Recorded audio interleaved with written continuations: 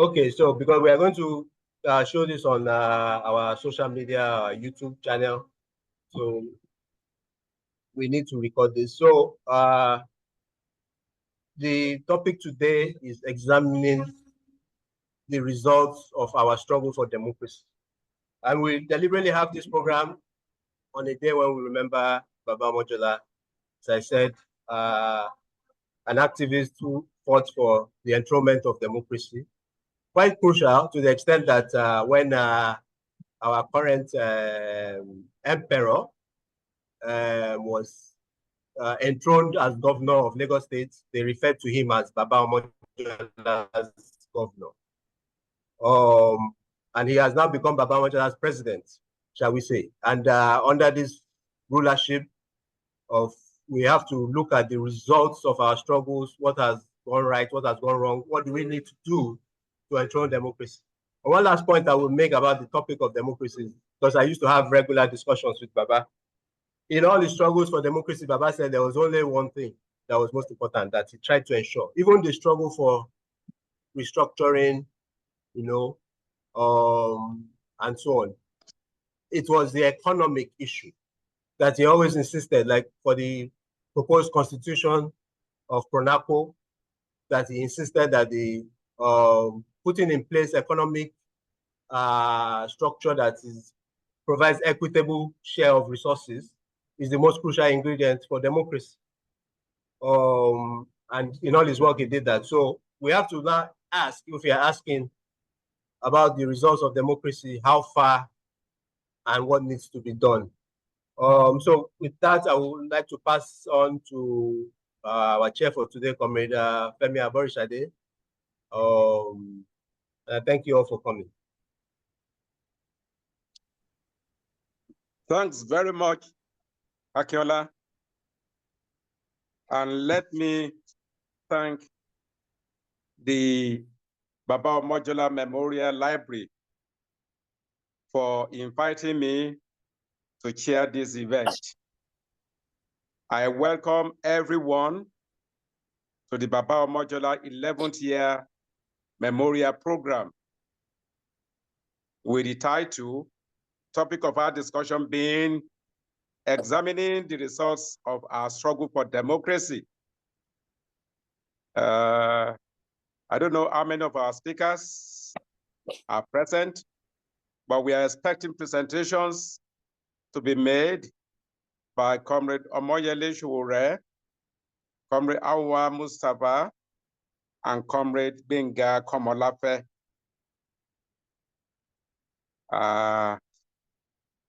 This is an important topic.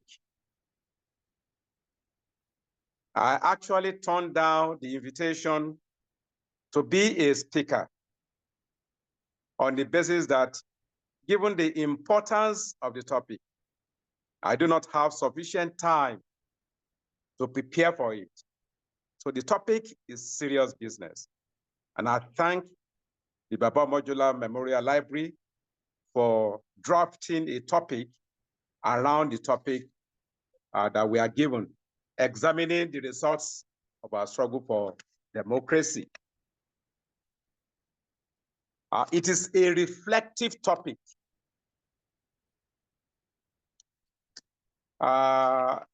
And we are called upon to assess the results of our struggles, of our efforts.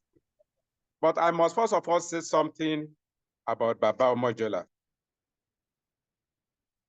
Baba Omojola was my political mentor, one of my political mentors. I was one of his foot soldiers, particularly in gathering data, in conducting interviews, in researching for the book which Baba Omojola wrote on Labor Leader #1, Pa Imodu. Baba Omojola was an unpaid personal or private secretary of Pa Imodu. And that says a lot about Baba Omojola. It says a lot to the extent that being a private secretary of Pa Imodu He was, in my own interpretation, trying to find a way to the worker. Even though he was not a member of any of the unions, that opportunity provided him the possibility of finding his way to the ordinary worker. Baba Omojola was undoubtedly, if Comrade Aremsin, and I call Aremsin the professor of struggle, will allow me to say, will agree with me, Baba Omojola was undoubtedly one of Nigeria's fathers of Marxism, one of the first generation of Nigerian Marxists. He devoted, throughout the time I knew Baba Omojola, he devoted his entire life to the service of the downtrodden, emancipation of the downtrodden.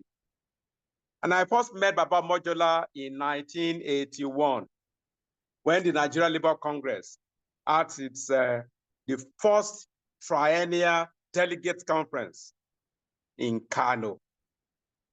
That meeting with Baba Omojola has had an enduring impact on me. Baba Omojola lived his life practically as a communist.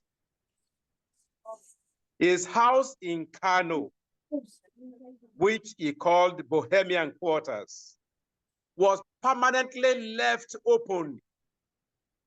Anyone could enter the house, go to the kitchen, prepare food, eat, and get out. Nobody will challenge such a person. That is the kind of life, the kind of world Baba Omojola sought to build.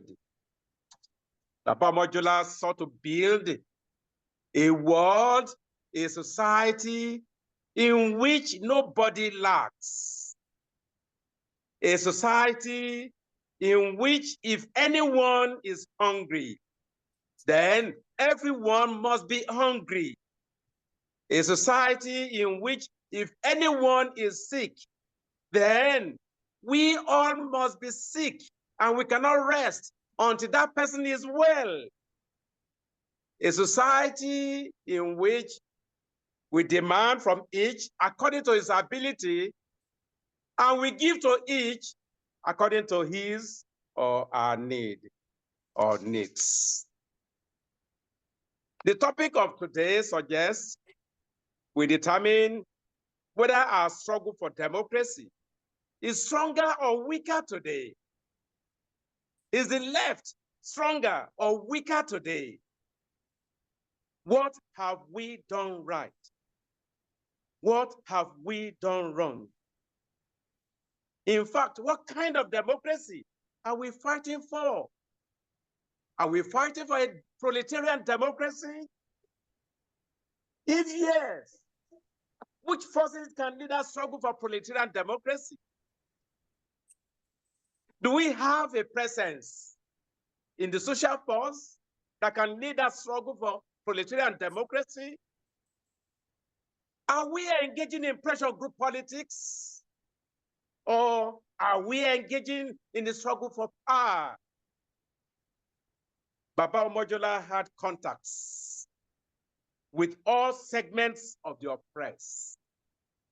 He had contacts within the trade unions. He had contacts within market women. He had contacts within artisans. He had contacts within drivers, garages. Baba Omojola had contacts among students. He had contacts within political formations, political parties. He was everywhere. He was prepared to collaborate to advance the struggles of the masses to improve their lot. He was not just preoccupied with giving directives or suggestions or being critical of organizations. If anything had to be done by any segment of the organizations of the poor, Baba Omojola had contacts in them where actions may be initiated or who may initiate actions. So in the struggles of the context, in the context of the struggles today, to what extent do we rely on trade unions? Do we need to build the road to the trade unions, or do we rely on the trade unions as they are? My role, as I have defined it as chair, is not to express an opinion as such at this introductory period, but to pose the questions and expecting that our speakers would guide us in examining, in analyzing, in drawing the lessons of our struggles, and in charting a way forward for us. We have 4 speakers, or 3 speakers. They are to make their presentation within 20 minutes. After the presentations by the speakers, would have questions and contributions by participants. That will go on for 40 minutes. And then the organizers will have closing remarks. So may I be guided? Who are the speakers that are currently present? That we call them in that order. If you don't mind, Comrade Moderator, please let me start with taking my presentation because I'm borrowing Wi-Fi use where I am, and I don't want it to cut off before I'm able to make my presentation. Very well, I concede. So Comrade Awa Mustafa would start the discussion off, to be followed by any other speaker who is around. Comrade Awa, the floor is yours. Okay. You have 20 minutes. Okay. Yeah, thank you very much.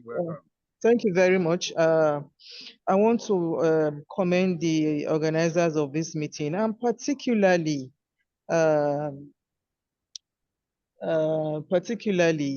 Baba's son. I don't know why suddenly his name just skipped off my head. I'm so very sorry. Akinola. Akinola, I'm so very sorry. In fact, you are the true son of your father, and I'm glad that you are making efforts to keep the spirit of Baba alive. Like Comrade Femi Aborishade said, I was also one of the foot soldiers of Baba. And I also participated in collecting data for that his book, Imodu, the #1 leader. And then there were also other activities that, Baba also introduced me into. In fact, I also learned from him because Baba being an economist and also me being a fresh economist out of school, there was a lot. And I was able to learn from Baba. The first time I met Baba through Salihu Mohammed Baba, who is now late, was then a teacher at the University of Ahmadu Bello University. And almost the first time I met Baba, in fact, Baba practically adopted me as a political daughter. And until till date, I still refer to Baba as my political godfather, in the context of a political teacher, not in the context, not godfather in the context that we know it today or we hear about it today, but in the context of a mentor, a political figure, and then I learned so much. Baba was very knowledgeable, rich in the political history of Nigeria. When I met Baba, Baba would tell me so much about even my own area where I'm coming from, the Northeast. He would tell me so much about the politics of the GNPP and so on and so forth, mention names that I was not even familiar with. Baba had friends all across Nigeria. I remember very well, the family of Mekoye or something like that. I'm not very certain, I think they were from the Niger, the Delta region, Baba had just friends everywhere. I also recall Baba telling me about the story of how he lived in Kano and served under the administration of Abdulkadir Musa. So Baba was even, first of all, I describe Baba as a global citizen, a Pan-Africanist, a Nigerian by identity because that's the passport he held. However, also, yet a Yoruba man in the context of upholding the principle of an Omoluabi, in the context of also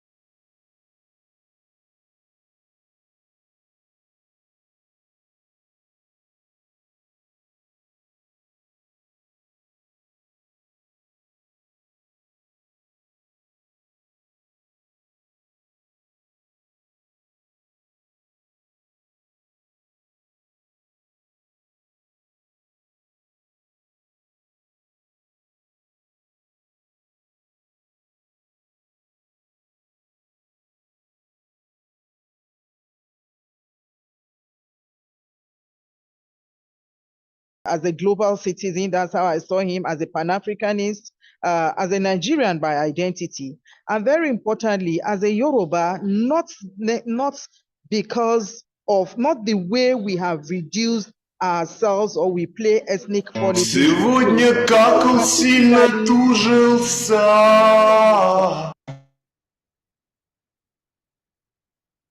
Hello, that person has not been removed. They came back in. We are working on it. Apologies, comments. Okay, so Baba Yorubaness was basically a way of expressing his African identity, and that was also a lot to learn about that. But then, apart from that, like I said, Baba was not, he was a Nigerian, true to it.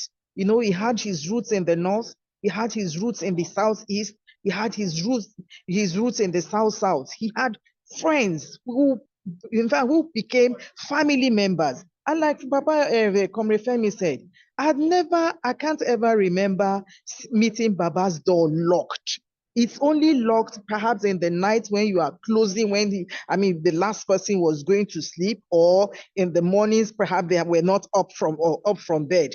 And because I also stayed in Baba's house for a while, I won't forget 22 Itolo Street at Surulere there. It was a home to everybody. Sometimes when we even came there and we were holding meetings, the sitting room was just open to us, and all of us young comrades there would just find a space to just sleep there. So it was an open home. I never forget our breakfast. Typical, there was always fruit. Typical, there was always our pap, and typical, there's also always our beans. So even in terms of being health conscious, Baba was also that person that he just, he just reflected everything that was positive with life. And so now, how did we struggle? How did all of these things about Baba's character, Baba's identity, how did it play into the kind of struggle, that was on for us then, and particularly for those of us that were just coming up as youth, then it was that we saw ourselves beyond where you came from. Till today, there are some comrades that I have known for over 30 years that I am just probably beginning now, 20 years later, 30 years later, to be able to say, oh, you come from this state. Oh, okay, so you are from there. Or, oh, so you practice this religion. At that period, we didn't see anything. We didn't see your language. We didn't see your religion. We didn't see where you came from. We didn't see your geographical area. We saw a common enemy, and we saw ourselves as a united front fighting against one common enemy. And that common enemy was an enemy because that person or that group of persons did not align with their own ideological position. And therefore were rulers that were ruling the country rather than building the country. And our own stand was about how do we engage them or fighting them to do the right thing, to make democracy a people's democracy, to make governance a people's governance. As a matter of fact, what was very strong in our heads then was nothing less than Marxist socialism. There was nothing less than that. There was no other shade of ideological toga that we were wearing. It was just that, although methods were differed, and because method differed, you could find some people who claim Trotskyists, who would identify as Trotskyists. You could find people who were in SCON. You could find people who were in different other groups. But then, collectively, we knew that we belonged to the same umbrella, but that we may be riding in different buses, but our destination was the same. And more importantly, we saw a common enemy. Also, we saw a common enemy, not within the context of religion, not within the context of geographical position, not within the context, but because so for us, it was a class struggle. Let me just summarize it. It was a class struggle, and it was a genuine class struggle that we had at that. So everybody's pain, and that was why, in the context of Baba, like Comrade Premish said, everybody's pain. One person's pain was everybody's pain amongst us.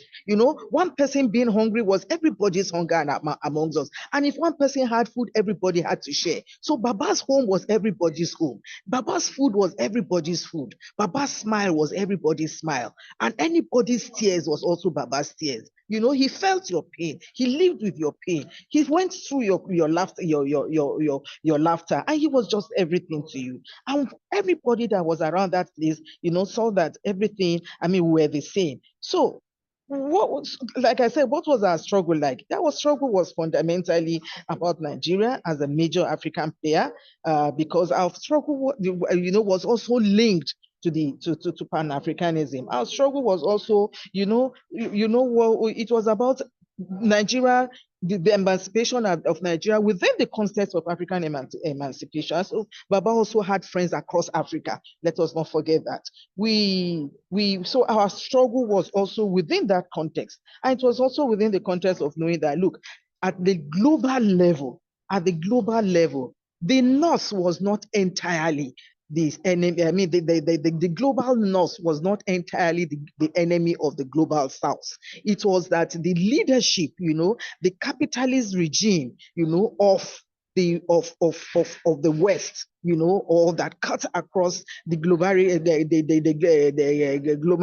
region was what was our enemy. And for that, we did not, and Joseph Baba was, as an international figure, did not fail to also identify that there were friends, there were also comrades, there was solidarity across, even outside Africa. So Baba also stretched his hand and also had families outside Africa. Of course, we can also see, even in the terms of his wife. His wife was not black, was not Nigerian, but then in the context of him seeing the world beyond colors, beyond ethnicity, and all that, but seeing the heart of people, Baba related very well. And that was how the struggle was. The struggle also extended to seeing international solidarity with those who shared the same ideological position with us, with those who shared the same spirit of struggle with us. So we even at that period, I also remember very well the apartheid struggle, as within the student union movement, and even outside the student movement was also part of our struggle. So the Palestinian, the fight of the Palestinian people was also part of our struggle. We did not see it anyway outside the fact that no human being, had the right to suffer, and that oppression was oppression by whoever was giving that oppression, and whoever was oppressed was our brother, was our sister, was our comrade. So our home, like I said, so this was the way and that was why during that period, we succeeded. How did we succeed? Let me talk about the success, because this was the shade, the character of our struggle. The success was that when there was the need for us to speak, when there was a need for us to protest, when there was a need for us to engage, we engaged collectively, across, with our comrades across Nigeria. And there was no shade of there was no any kind of primordial shades of division. So with that, we're able to achieve something, that at least we're able to push away the military from power. We pushed away military as a class. We did not push away military as some Yoruba versus Igbos, or some whatever group versus the other group, but it was about the people and the enemy, the oppressed versus the oppressors. And so for us, the military had no business in power collectively, and we were very collective, we were very united in fighting the military out of power. We're also very united, we're also very cohesive, and we're focused in also, embracing, or at least, struggling to bring in democracy. But today, the question is, this is what we did. This was how we did it. And this was what we achieved. At the moment, as soon as military was out of power and the civilian regime came, I think somehow we kind of relaxed. But I also don't want to say that we relaxed necessarily because there was that change in regime. Because the reasons, or the things that also led to the weakness of the left, particularly post-military, was a seed that was also laid during the period of the military regime. That at some point, I think the forces of the struggle, the forces, against capitalism, was even post the the era of the Cold War, was still getting very strong. And I think at some point, with the weakened Cold War, the capitalist world felt stronger, and they needed to begin to bring in policies and strategies to weaken, all kinds of movements, all kinds of left tendencies globally by introducing, very fierce, very aggressive economic policies. And I think these are the seeds that were sown, that were helped by some of their local agents through the military administration and even at the early part of the civilian administration. And this, sent crisis into some of our organizations, especially the student union movement, and even on the campuses, ASU, and then later, of course, unfortunately, the trade unions, the women's movement, then, WIN, that was like striving and very strong. So somehow, somewhere along the line, but the manifestation, of that weakness, of that evil that was planted by neoliberalists during or before, the end of military regime did not manifest until much later. And what we were seeing was that people began to see themselves, with the short, with all of these things, it was a process, and then the end of the process, or the bad part of the process was that we now began to it was like the Adam's fruit, or what, the Adam's apple. Somebody had eaten the apple, and suddenly we started seeing ourselves as different. Oh, this one is from the north. Oh no, this one is from the south. I'm now a Yoruba. Now you now began to see a lot of irredentist tendencies. All kinds of ethnic tendencies, all kinds of primordial tendencies and sentiments being whipped up. Not just, in fact, it was not even the people, the citizens generally.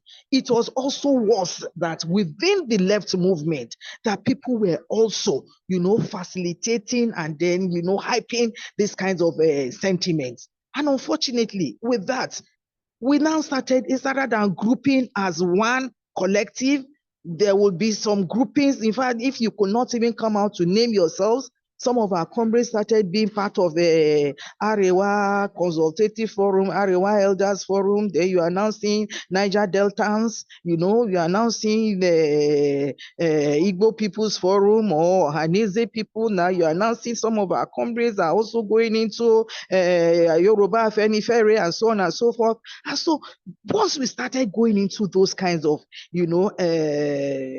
cocoons, I think that was bad for us. And coupled with that, or worsening that situation, was that poverty, the reality of economic, challenges also started setting in because of this policy of SAP, the policy of privatization and commercialization that put everything that was taking everything away from even the so-called middle class, became,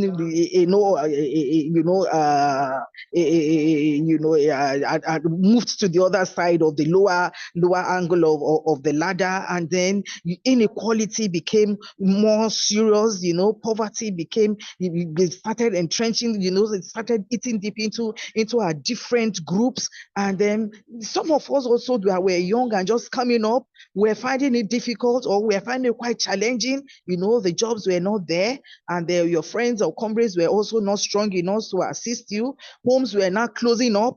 The food was also not available in homes, and then and so these are some of those things that started happening. Until date, these things are even getting worse. So even while these material conditions that supported and strengthened the struggle, in the 80s and the 90s, are still even much worse as it is today, we are now beginning to. There are many efforts, and we cannot, deny or overlook this serious efforts that in the past few years are being made consistently at different levels, at different quarters, to reorganize, to remobilize. These things are there. But the challenges we are having with the reorganizing and the remobilizing now is that we are remobilizing and reorganizing with, in a very liberal form, because the people that we are putting together in organizing, we find out that oftentimes we organize and we have people that when they make certain pronouncements, they are of a complete different political ideological tendency. So it's like the major thing that is uniting us is just that people are angry that the government is bad. But people are not seeing the poverty of governance within the context of an ideological issue. It's not about the governance system is poor, is bad, because capitalism is what is taking the day. That we need to move away from that, take over. The people have to take over power. When you talk about the people taking over power today, it's not within the context of ideology. It is within the context of, oh, popular, no, this one should go. And we saw that very much in the 2023 election, that even the most popular candidate was not in fact far away from our ideological tendency, but that it was the popularity then was just, even within our comrades, supporting that kind of candidate. It was just that, look, the better of the evil. So some of these new phrases started coming in, and here we are. And for me, in terms of solution going forward, I think we will continue to reorganize. We will continue to remobilize. However, let us also, even when there should be two phases at least of organizing and mobilizing. While we are mobilizing generally, Nigerians that are angry, Nigerians that are looking for alternative, Nigerians that want something different from what is operating at the moment, let us also, be organizing at another level, a core, organizing ourselves within the core of an ideological core, which we had in that time, because this larger group needs to be given a direction. This larger group needs to be given a focus. And that is what has been missing. And this is what we saw, bringing out itself during the EndSARS crisis. That there was a crisis, there was a popular crisis, and which was unique, which took the government off balance, which many of us hailed. But then at the end of the day, what happened? At the end of the day, nothing much happened, because that core, that ideological core, was not cohesive enough, was not strong enough to give a proper direction. That after the protest, then what? The same thing happened with August 1 to 10 protest. After the protest, then what? The protest is one that mobilizes across ideological links. It's one that is a populist organizing, so to say. People are generally angry, but you need to give an ideological direction and focus and strategy into that kind of organizing. And that is where it is missing. And that is missing not because there are no attempts to do that, but because the attempt in doing that is not through a unified left movement. And so I think while we are organizing at the general front, the left also has to reorganize itself. That core needs to be reorganized. That core and the fragments of the core that are also bound here and there, we need to begin to talk to ourselves about how do we come together. Yes, we recognize that you have your own method. You understand you have to want to keep your own power, whatever it is. But if the splinters of the left group do not begin to discuss how to put pride aside, how to put power, the want for power, the want for control of a segment aside, I think we will continue to discuss these issues 2027 and beyond. We are talking about, people talk about power. Power is important, but how do we organize? It's not just by mobilizing the mass. In mobilizing the mass, that mass must be given a real critical ideological focus. And it is only the core left that can, in organizing itself, in uniting itself, that it can do that. In uniting ourselves, let us take the life there, that life of Baba Omojola, which many of our older generation of comrades also share perfectly. No color, no ethnicity, no religion. What is important that you share my ideological position as a socialist Marxist. Whatever your method might be, at the end of the day, we disagree to agree. And that was the way we lived then. We were not always in perfect agreement. There were certain disagreements amongst us, but at the end of the day, we knew that we belonged to the same boss because there was another boss where we were not, in fact, where we were not, we could not even belong to. We were even at loggerheads with the drivers of the other boss. So I think my suggestion is that beyond these talks, let's begin to do critical thinking to reassess ourselves. We have made some success, but then we have also made some, we are very, very weak today. We are in splinters. We need to also begin to discuss how to reorganize ourselves, how to come together, how to put, primordial sentiments aside and take the bull by the horn, because whether we take it on, we like it or not, look, some people are organizing. It's just that there is no ideological focus, and if we let it go, the power might even shift. But where the direction to which the power will shift is not necessarily going to, in fact, it's not likely. It will not even be in the direction, the end result of the so-called shift of power is not going to be in such a way that we will say it is who reacts. So, comrades, let me stop here. Thank you.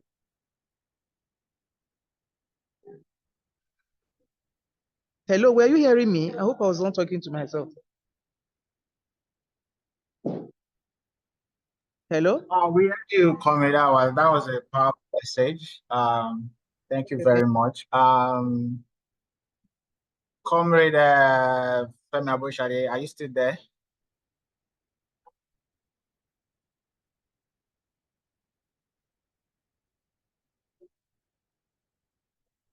Comrade Femi Aboshade, please, can you confirm if you are still with us?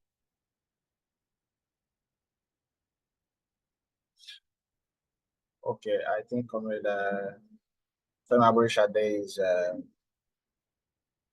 is not here with us right now. So, yeah, that was a very powerful message, Comrade Awa, and we have taken note of some of the suggestions that were mentioned in your message. We really appreciate you for that message. It's very much needed in this this material points of our struggle.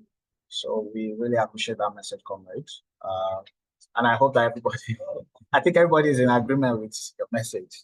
I can see the thumbs ups, the comments. Yeah, okay. All right, so I will hand over to Comrade Femi Aboshade.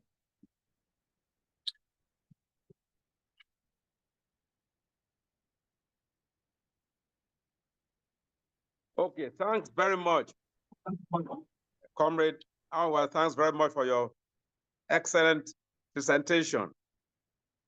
I missed part of your presentation. I don't know whether it was a general problem. I was shut out at a point, but I later rejoined. And at the end, when you concluded your presentation, I was still around, but unable to unmute. I have just been unmuted. So thanks very much for your inspiring presentation. One of the key points made by Comrade Awa is that we should continue to organize and mobilize at the general level. Organizations, groups are organizing and they are fighting, but that we need an ideological core of the left to give focus, to give direction to the popular forces. After protests, after mass actions, what next? It's only the ideological core left that can play that role. That is my take from the presentation of Comrade Awa. We thank you for your presentation.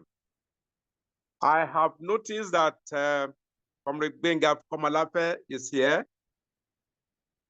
If Comrade Benga Komalape is still available, the floor is yours. You have 20 minutes.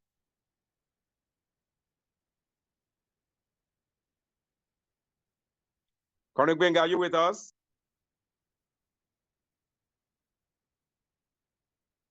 Is Comrade Benga Komalape with us?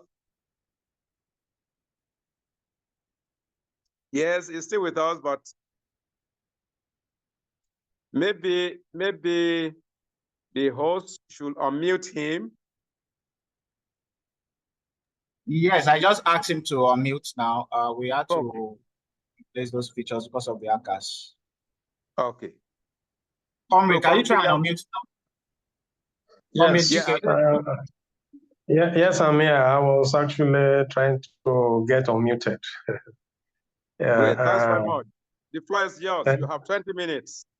Thank you very much, Comrade Chair. I also would like to appreciate the organizers of this discourse, the Baba Omojola Memorial Library, which is being put together by no other person than the Shion of Baba Omojola family, Comrade Akinola. And where the discussion is supposed to be on examining the results of our struggle for democracy. And I noticed that both Comrade Chair and Comrade Dawa has dwelled more on the contributions of Baba Omojola. And I think it is very understandable why this has been so. There's no way we will have this kind of discourse on this platform without actually acknowledging the historic role Baba Omojola played in the history. Like both speakers said, I can also proudly say that I'm one of Baba Omojola's pickings. I was not only frequent to the office at Jeba Street West, Butemeta. I was also very frequent at the 22 Itolo Street mentioned. And it's a testimony to the level of accommodation that Baba Omojola gave to all of us, that decades after, we all can remember even the address of his home in Lagos. And of course, Comrade Aburishade also mentioned that it was the same situation at his home in Kano. Baba Omojola was a comrade that was ready to give all in support of everyone within the working class movement, especially young people. After the closure of the university campuses in 1989, after we prosecuted the anti-SAP protest, I also spent some time while on the run from the secret police. I also spent some time in Baba Omojola's residence. And you can imagine that risk. Somebody more or less wanted by the state being housed by somebody of Baba Omojola's caliber. Of course, it is true to say that not many of his colleagues at that time would have taken that risk. And we're also happy that his memory lives on with this effort. And we hope that Akin will continue with this effort, even beyond the memorial library, to also include larger efforts at organizing our people for change. Now, the re-discourse, which is about democracy, I will try to dwell a little bit more on that, because like Comrade Aburishade noted, this is a most important discourse at this point. But I think we need to define what we mean by democracy. Within the bourgeois context, I think democracy will better be appreciated as a process through which people can elect those who will govern them or who will lead them. And that process includes elections. through which people in theory are supposed to make choices among candidates who are free to canvass for votes among the people. But Omojola and some of us have always insisted that democracy has to be more than that. That democracy has to be about people who work, working people, both in the formal and the informal settings, should play a major role. In fact, should play the decisive role in electing or selecting or put in place who will govern society. And in fact, people of working class extraction should play a leading role in government. Now, so that's a major difference between the popular working class definition of democracy and the general bourgeois understanding. But if we were to even limit ourselves to the popular bourgeois understanding of what democracy is supposed to be, I think we can clearly see that even at that level, what we call democracy today has failed all the tests that will qualify to be so described. Despite the fact that the struggle for what we call democracy now was also very intense, to get the military out of government and to ensure that we have a process where people actually have a say, in an electoral process. Was not an easy. Working class, there were very groups on the streets of Nigeria and also in workplaces to ensure that the military leave the scene and make space for true democratic governance. Through such formations as the Campaign for Democracy, which emerged after the anti-SAR protests in 1989, in the early 90s, to pivot a popular struggle to get the military out. To other efforts like the United Action for Democracy, and so on and so forth. Nigerian working people, especially young people, play leading roles, and many actually paid the supreme sacrifice in many street battles that were waged against the military. Eventually, the military departed in 1999, but unfortunately on their own terms.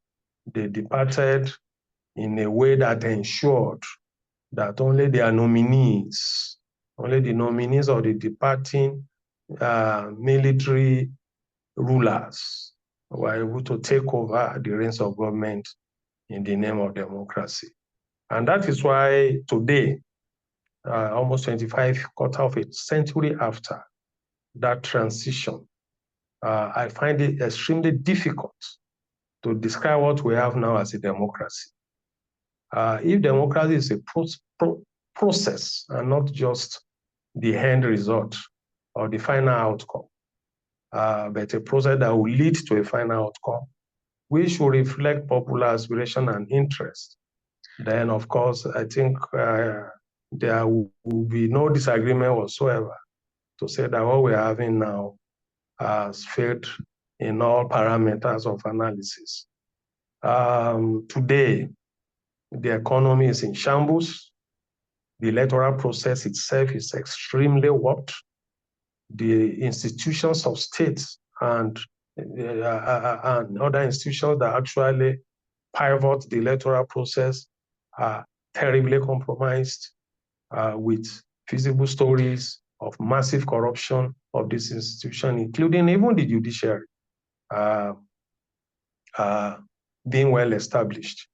And so we have a process where it is the highest bidder, those who have deep pockets, to bribe, to buy the police, to buy the military, to buy the judges, to buy the electoral officers, to buy the party agents. It's only those ones that really have space in what we call democracy nowadays.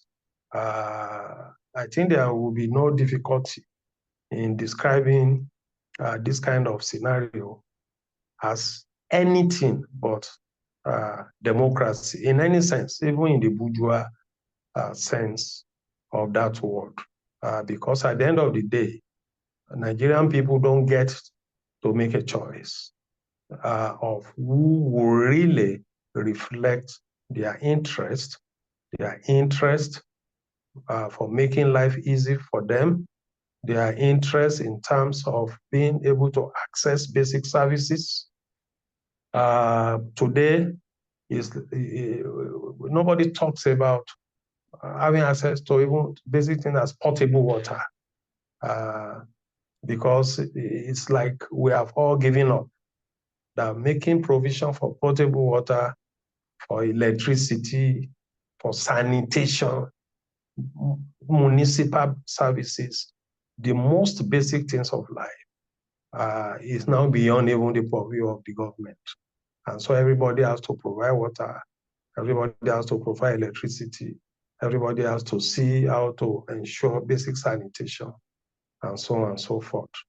By the time we now move into the higher realm of education and healthcare services, of course, the story is just a lot of tragedy, because the educational system, the healthcare institutions have all but collapsed.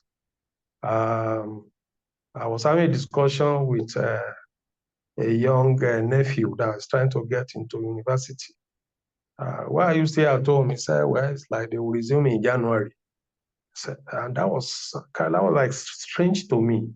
How would university, fresh students, perhaps even the old students too, resume a new session in January? And interestingly, we've not been having also the usual ASU strike, which in itself is also a signal and a demonstration of the collapse of the educational system. So if these actually are what we want, a functioning system, an educational system that actually empower young people to be able to take charge of their own life and to be able to contribute meaningfully to development of the entire society, and an healthcare system that is accessible and efficient, and such other most basic things. If these are our least aspirations under a so-called democracy, then of course it's very clear that what we have now has clearly failed us. And that will lead us to ask some critical questions. Where actually did we get it wrong? Was it that in the process of agitation for democratization, we made some mistakes? And I think Comrade Dawa talked a little bit to that. The fact that we tended to fragment and find it very difficult to define common grounds that will have a mass appeal, not only within the ranks of progressive working class Democrats, but also even within the broad spectrum of those who genuinely clamor for meaningful development. Or is it because the environment is so stifling, like a lot of people will remind us that the collapse of the Soviet Union and other socialist states, though of course this socialist state also had a lot of limitation at that time, but there was absolutely no doubt that their existence up to the 80s helped a lot to facilitate working class organizing in developing part of the world, especially in Africa, Southeast Asia, and Latin America. So there's been talk that the collapse also impacted in a very negative way on working class progressive organizing. Was it just that? Or was it also because triumphant imperialism after that collapse and then the emergence of a unipolar world and as somebody, one leading bourgeois scholar described it, the end of history as it were, you know, did that also impacted? I think the reasons can be attributed to all of this and many more that time and space will not allow us to delve into. But having identified some of these factors, I think the challenge really, like how I also try to pose, is to transcend these obvious problems and limitations and to see how we can actually galvanize a working class, a working people-oriented political movement that the likes of Baba Omojola fought for all their lives, that they use all their resources to promote. The challenge is how can we really forge that before it is night time for most of us that have also identified with the working class movement struggle in this part of the world. And like you said, we must find a way, just like the likes of Baba Omojola did in their own generation, to find accommodation with others who identify with progress and development, who may not only exactly agree on all points about how we proceed in the task of organizing and building a movement that will be able to replace the obvious the obvious oligarchy, the oligarchy of criminals who have seized the Nigerian state and laid it prostrate only in their own service and against the interest of the rest of us. The contradiction of the present reality is that even the military that we fought so hard against at the level of service delivery even achieved far more than what has been recorded in the past 25 years. Within the few years between 1970, when the Civil War ended, and up to the 80-81, thereabout, there was a lot of development in terms of basic infrastructures. The military built 40,000 kilometer road network. It's unfortunate that we have to say this, but I think it's important to begin to reflect on these realities.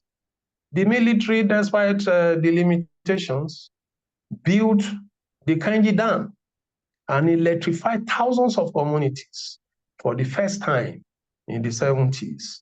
The Nigerian Airways was one of the best and the biggest in Africa.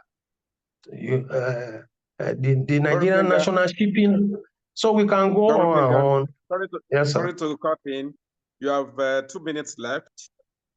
Okay, just to say that things are so bad that the military we fought so hard against are now beginning to look like saints. So we all need to, like our host, put our thinking cap on and also renew our efforts to engender the crystallization of a mass working class movement that will be able to galvanize the struggle of Nigerian working people for social emancipation. Thank you. Thanks very much, Benga, for your excellent presentation. Comrade Binga has also paid testimony to Baba's contributions, referring to when he had to take refuge in Baba's house at Surulere when security agents were after him. He defined democracy as a process through which leaders are elected, but that democracy should be much more than that, and that what we have today has failed all the tests to qualify to be called democracy, to the extent that ordinary people are excluded, not only politically, but also economically. Basic needs are not met, no water, medical care has collapsed, educational services have collapsed. And he identified the point. Where did we get it wrong? And he posited that our inability to have a common platform is a key issue. That the challenge we face today is to build a working people political movement or working people political movements on a minimum agreeable program. Thanks very much, Comrade Benga, for your presentation. I don't know whether Comrade Showore is now with us. I've checked the list, unless it's using a different link, not conveying his name.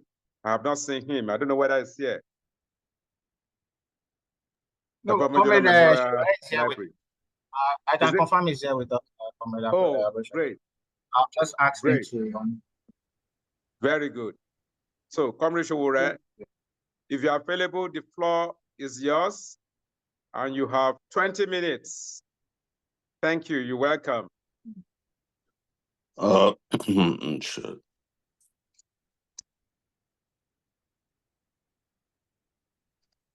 Okay. This is strange.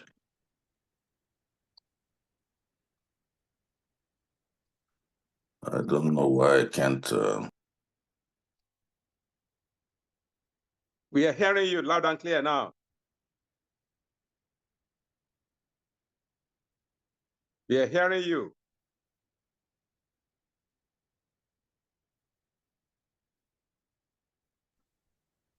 All right. Can you hear me loud and clear now? Great. Yes. Thank you very much. I'm way behind in time because we're about 6 hours apart, and I just woke up not too long ago, so I apologize. I want to thank the organizers of this event, and I'm not going to say much because we're in the company of people who understand our problems a lot, who will speak eloquently about them, who will discuss these issues probably better than I can ever do. I know I met Baba around 1993, 94. I think it was after they came back from the Kuje experience that we got closer, and as you all know, Baba's daughter, Yemisi, was in 1992, I think. Was also at the University of Lagos. So she was an activist who worked with us a lot. And I want to just say that they were some of the people that inspired us to become who we are today. And I say this often to Comrade Aborishade, that if they hadn't nurtured us, cared for us, and given us the great education that we had and mobilized us to take some of the biggest risks in our lifetime, Nigeria would probably not be where it is today. We also probably won't be where we are today.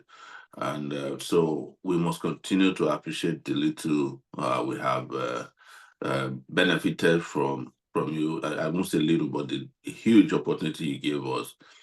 unfortunately, this has not extended to the generations after that. And my focus and my advice to our colleagues, activist colleagues, is to see what we can do as a united body to pass on the baton to the next generation, just like it was passed on to us by the likes of Baba, Chief Gani Fawemi, Femi Falana, and Beko Ransom Kuti, and those great guys who we had the opportunity to meet. Who it was as if at every level the cadres were in place, to carry on, be taught how to do that. And we did have those kind of opportunities also with an unusual level of discipline. I remember how there's always a kid on campus who talk to you if you misbehave, or if the fact you are being misled, or you're not doing what should be done. There's always somebody around who was chaperoning us in those days. And I want to continue to ask for that. Beyond that, I think towards the end of Wenger's presentation, he mentioned a lot about what democracy means to our people. Today is the election in my home state, Ondo State. And if there's anything that will make people not believe in democracy, I think the elections as they have progressed, or selections as I like to call them, are giving people more and more reason not to believe in democracy. The Ondo State election is a sham as we speak. They're buying votes. Where they're not buying votes, they're actually just rigging the election. And probably a winner had been known since the end of the Edo State election, and the same thing happened in Edo State. So the unity of the left is important, but it's not just what we should mount. It's something we should work towards, because I also have to say that our left is very, very, very, very divided, very divided. And we're not just divided; we're very toxic. Not against our oppressors, but against ourselves. The way the left treats itself is the most demeaning I've seen, of how left people treat themselves elsewhere. And having lived in the US for a long time, where the left is even more liberal, I find left unity to be really, really something that they don't toy with around here. And even though you cannot say that the US left movement is the ideal global movement that reflects how the left should be. But I always see them, whenever they take a position, it's almost as if they're all on the same page. They continue to champion the rights of the public and citizens of this country based on their beliefs and convictions. But we don't have that. Left I see all the time is the left that's always trying to destroy whatever is left of the left. And that's why often I have said that if you look at the left, there's practically nothing left.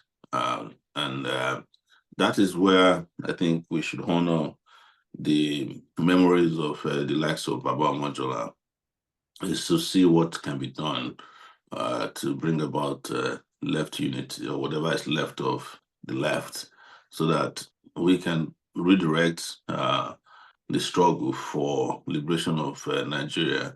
Yes, we can say all the right things. We can use all the right language and verbiage to describe our situation.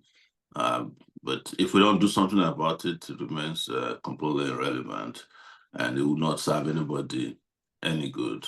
So that's my very, very short presentation today. Like I said, I don't want to be here repeating the same thing that probably so many people or so many of you have heard already.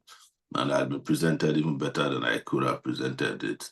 I appreciate Baba a lot, and we miss him. There's no question about that. Anybody that's looking at Nigeria today must really appreciate the struggles that these are heroes put in the past.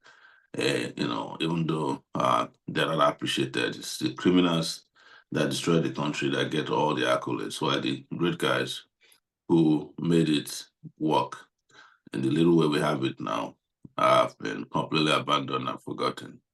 Thank you very much for having me once again. Thanks very much, Comrade Omojola Shuore.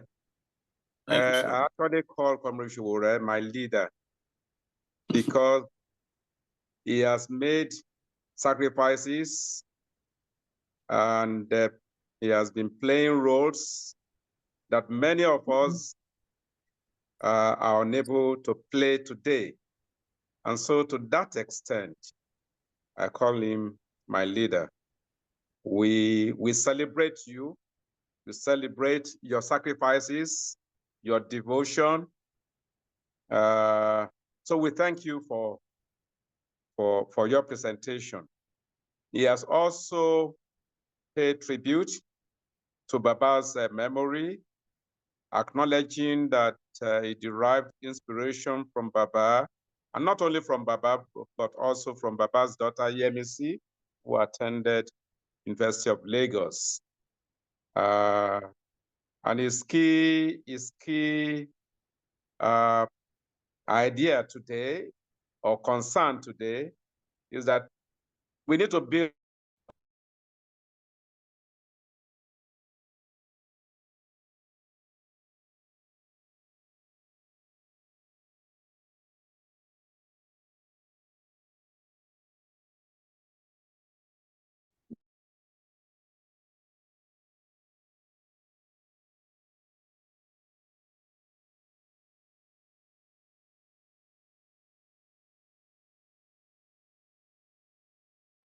Hello, comrades. Can someone confirm if they can still hear Comrade Fenaro Shai?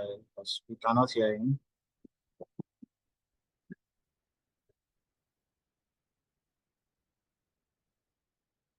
Hello.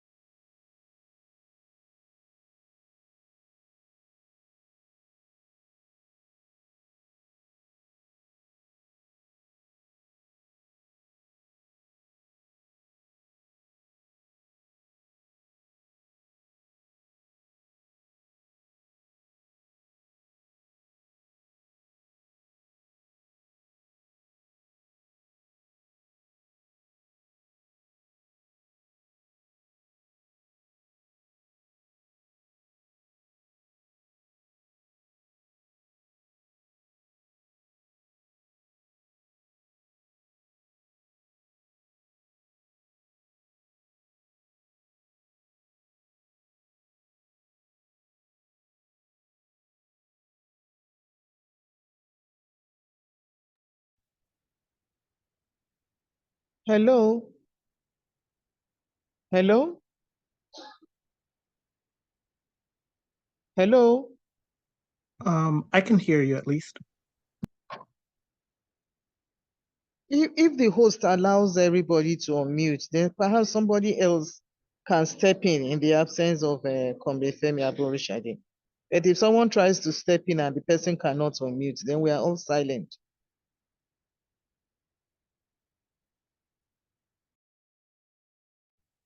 Understood.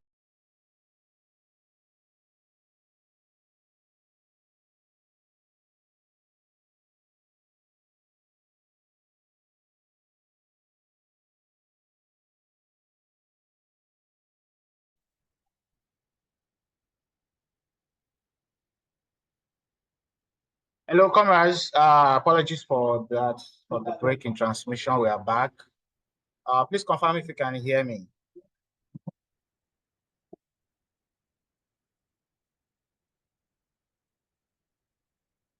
Okay, comrade Abushai, apologies. I'm going to unmute you now. Can you try and unmute now, comrade?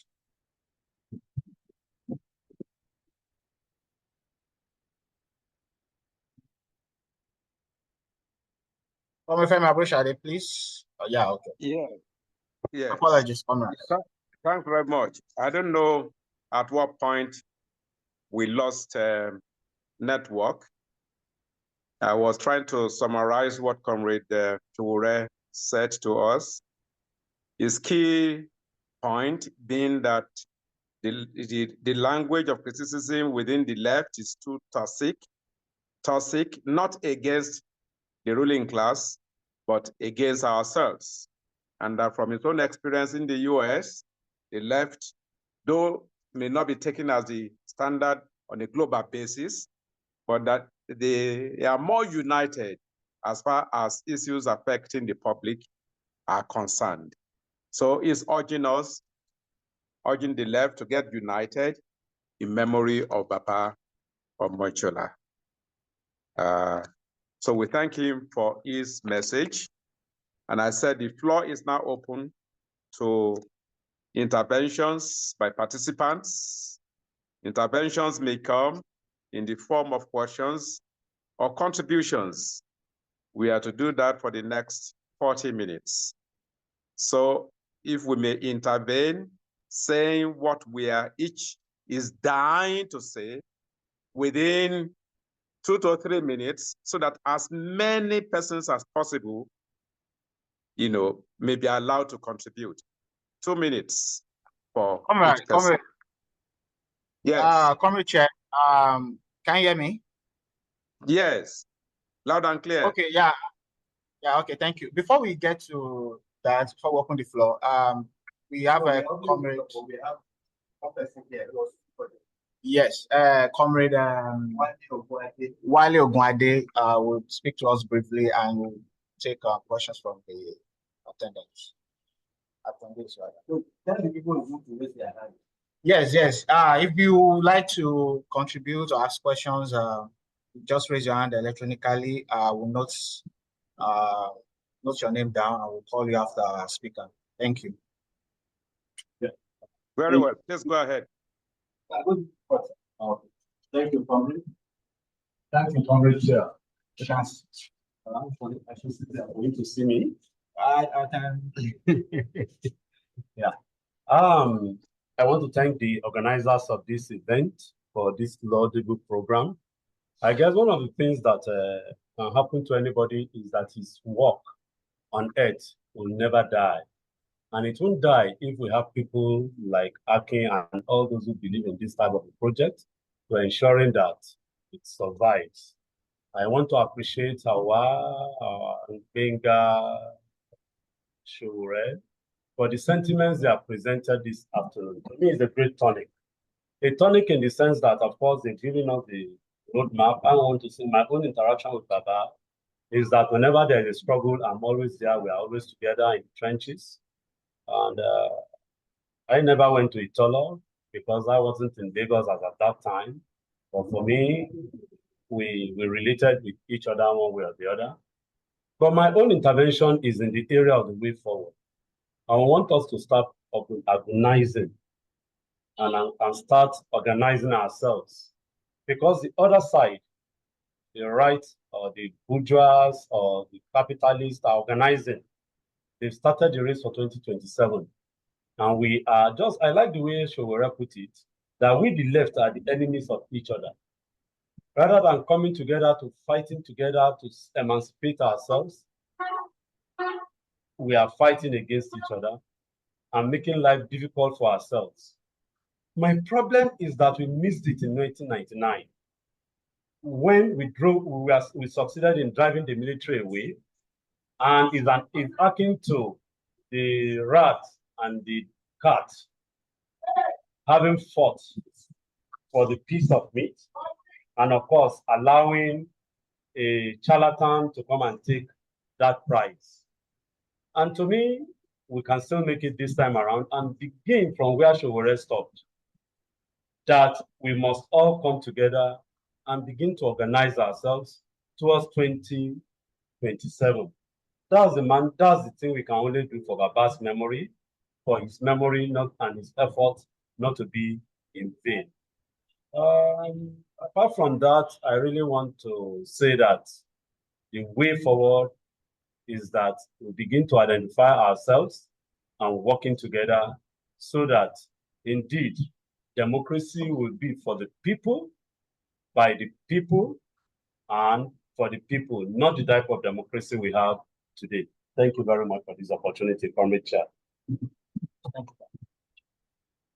Over to you, Comrade Chair. Thank you. Thank you. Please identify those who have raised up their hands on my behalf. Yes. Comrade Babaye's hand is up. So, Comrade Babaye, please, the floor is yours. Greetings, comrades. Salutations to the movement for African emancipation and particularly Victor Sedge Shongobi on organizing this. Baba, I mean, a lot of people have said a lot, and I wouldn't just want to regurgitate that. I think he was one of the rare breeds in our history. And relating it to where we are now and what some of the speakers have said, I was asking myself the question, what distinguished him and a few others within, because we have a long history of revolutionary leftists and all that. What distinguishes them from where we are now and lessons we could learn? And I look at someone like Baba, someone like Festus Yayi, someone like Chima Obani, and even, I mean, despite the long illness before his death, the likes of Lawa Kabashorun and Escort. To me, I mean, then Olauni. So some of the key things about this is, they remain dogged on the field and with their brains.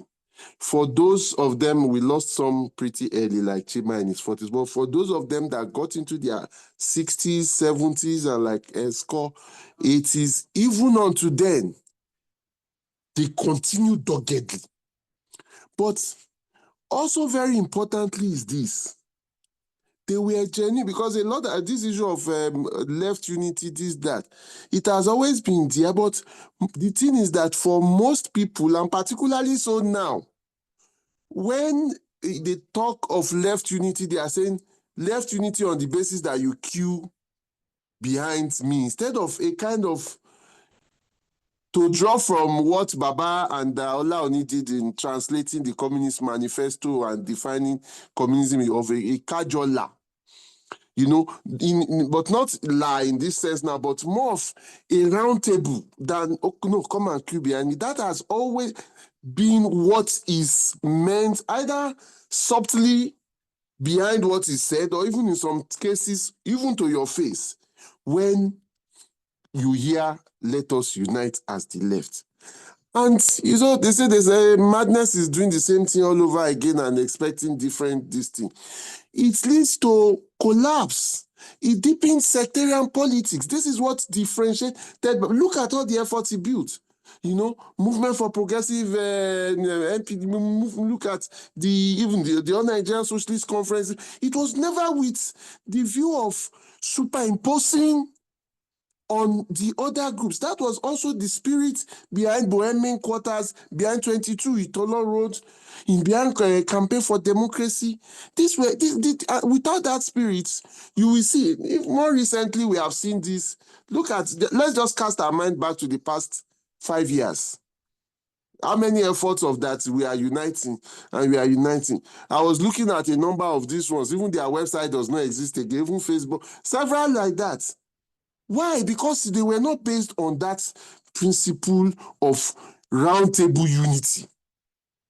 They are not based on that principle of roundtable unity. And talking of, Baba would never just dismiss anyone on the left. But I remember even in 2019, when the AACTIB was organizing, even to contest, I say, are these ones left? During the revolution now, when it was launched, the sharpest attacks against us were from the left. On this note, on that one, I appreciate the response of the chair of today, Comrade Femi Aborisade, to some of those that were castigating Revolution Now comrades. You know, when one even looks at what the bourgeois court said later, you look at it and the comrades were castigating us on this note. So for me, it is not enough to be inspired by Baba. It is not enough for us to come and sing praises to his name. To be inspired by him requires that we walk the kind of walk he walked of non-sectarian, unrelenting commitment. And I will sum up with, I will give MAE assignments. And I know it's not easy. And the assignments would be, I think that a major problem, and which has deepened over generations, has been poor documentation, poor appreciation of theory and our history. I know I happen to have also been on the book launching committee for Imodu, his book on Imodu. I knew he did not want to end at volume 1. Is it possible to write the subsequent volume to tell Imodu's story? He was the closest person to Imodu. And then Baba himself. Baba deserves a documentation of his life for generations to come. It's not enough for his library is important, but a biography of, I mean, it's not only him, but he's one of those, because his story is very peculiar in so many ways. Can work be done on his biography? If need be, it could be a joint effort, or just like as Baba himself did with Imodu. But we owe posterity that. And in finally finalizing, I know I wrote something like that in my article, and I saw when Awatu and I think Benga was saying Baba's food, his food was our food and all that. I know that someone like Shango was not always very happy because we are shopping some of the food that they were shopping there. So thank you for bearing with everybody and sharing Baba as Baba Gbogbowa with all of us. Amantla, thank you. Thank you, Comrade Baba. Baba, yeah. I wanted to say Baba Omojola. Yes. Comrade So Chair, please. yes. Identify the next person. No, okay, Comrade Fagma just raised his hand now, but Comrade Shango would like to quickly respond to the homework or other assignments Baba assigned to us. Okay. So, okay, please. Just very briefly, and we have a speaker here on the physical ground.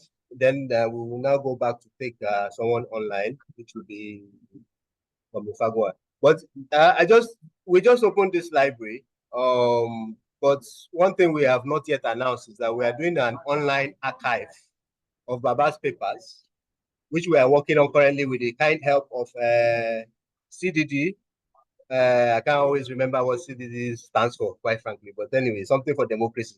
And IFRA, French Research something. So that archive, me myself personally going through it, was really amazed at the amount of history that is in there. You know, going back to the early 60s, maybe late 50s. You know, so we're excited that will come out. It might take some time. There's a lot of papers that we are dealing with. In terms of the biography, I think that's also planned, and we would maybe I would be in touch with you, Comrade Babaye. So, Comrade Akoni wants to speak. Chair, Comrade Akoni wants to speak on the ground. Please, Comrade Akoni, please go ahead.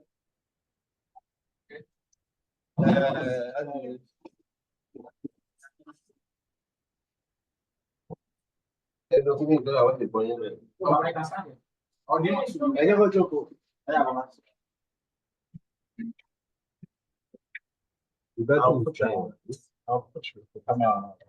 Okay.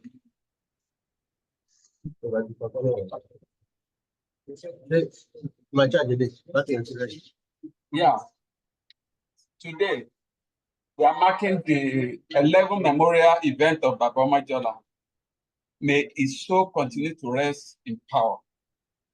Whatever I become today, ideologically, has to do with my association with Baba Omojola. Bẹ́ẹ̀ Koranson Kuti, Barrister Alao Akabasorun, and Dr. Frederick Passion. That is at the level of our leaders. I also learned a lot in my association with my other comrades, Femi Aborishade, Femi Falana, Osagi Obayiwana, Owe Lakemfa, and many others. But among all, Baba Omojola was the most accommodating, who I learned so much from.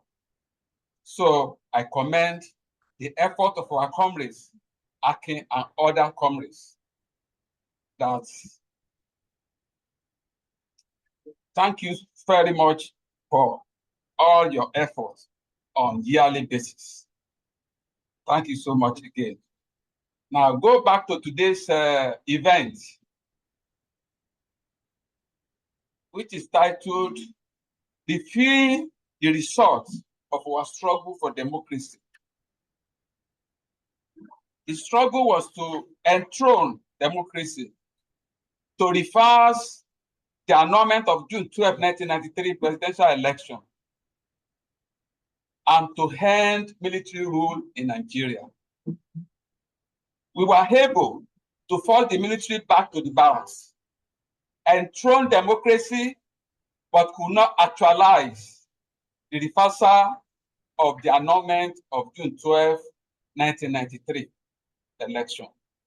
However, it was very unfortunate that the election that produced the politicians that took over power from the military in 1999 was supervised by the military and programmed to favor the surrogates of the military.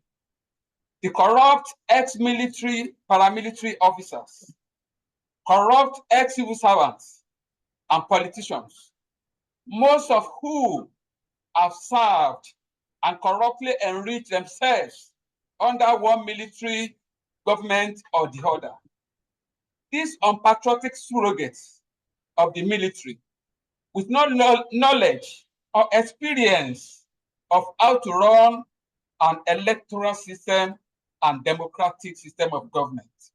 Hence, it resulted to unethical money bag, and criminal profiteering political system, and other vices like intimidation, and in some cases, elimination of political opponents. They turned Nigeria to a lawless country and most lucrative business for corrupt politicians. Hence, some of our comrades who participated in the election could not win to offices contested for because they could not compete with corrupt and criminal politicians. Politicians spend billions of naira during elections, especially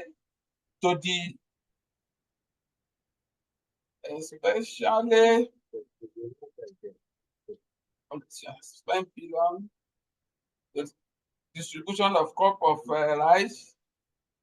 Criminal politicians spend billions of naira during elections, especially to the office of the governor and president, by distributing cup of rice, money, and all kinds of gift items in order to buy votes from gullible electorates. They use this to capitalize on the ignorance and the poverty in the land. When they get to public political offices, they recoup money spent during electioneering and loot public treasury where there is no sufficient money in the public treasury. They use the state's assets to borrow money, both in naira and dollar denomination, from which they continue diluting through all kinds of criminal manipulations. Today, Nigerian voters have become docile because the economy is so bad that people are so poor and desperate to live. Therefore, anybody who is offered a little amount of money sells his or her votes in order to survive because of poverty. The middle class has been destroyed, while the politicians are stupendously rich, while the masses are miserably poor. Now, the way out. The way out is the concept of collective sponsorship of political aspirants to positions of authority, whereby members of the movement, that is Awake Nigeria movement, will identify the map of each ward where councillor is elected across Nigeria and recruit members who are residents within the map of each ward. The new members will go through education and orientation on the concept of collective sponsorship and be given the task of continuous recruitment of new members within the map of their ward. A compulsory level of 36,500 naira as membership levy, which is 100 naira daily if it is contributed in duration of 1 year, which we believe can be contributed from money spent on feeding by members. Our belief is that any member that could afford at least 2 meals a day, and each meal costing between 800 and 1,000 naira, could squeeze out on daily basis 100 naira contribution for his or our ward branch of the movement. It is from the money contributed by members in each ward and local government across the country that will be used to sponsor all our candidates, from councillor to presidential candidates. None of our candidates will spend their money apart from the membership levy. More details in the leaflets that is being circulated. So we have a leaflet. This leaflet was written in 2008. So the inflation today has taken over the budget we have in this leaflet. But we give you the details of this concept. Thank you very much. Thank you very much, Comrade Akane.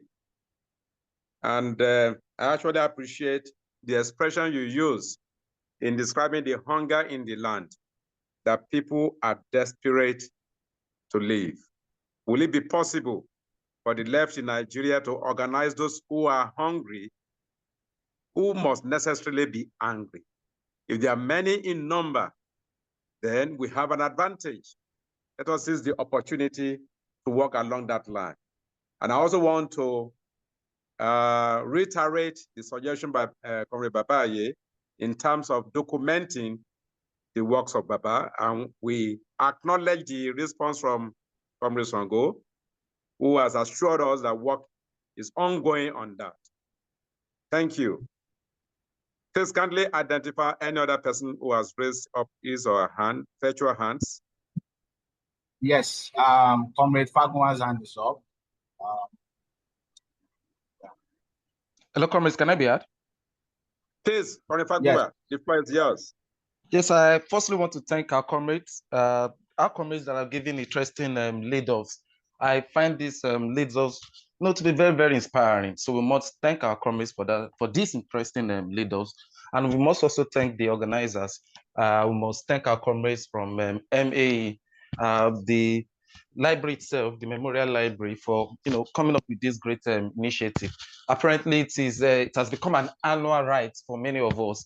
And just to say, on the other notes, on a lighter note, to our comrades that are physically present, if I had known that there's going to be a physical present, I would have a physical gathering beyond the online gathering, I would have made it down to the venue, because I know that beyond the online conversation, that there's going to be and after another discussion, after this very discussion, which I always find very, very interesting. So I want to salute the efforts of our comrades, for putting up this interesting effort. I want to say, and I think it is very, very important to raise this, because personally, many of us, we've had,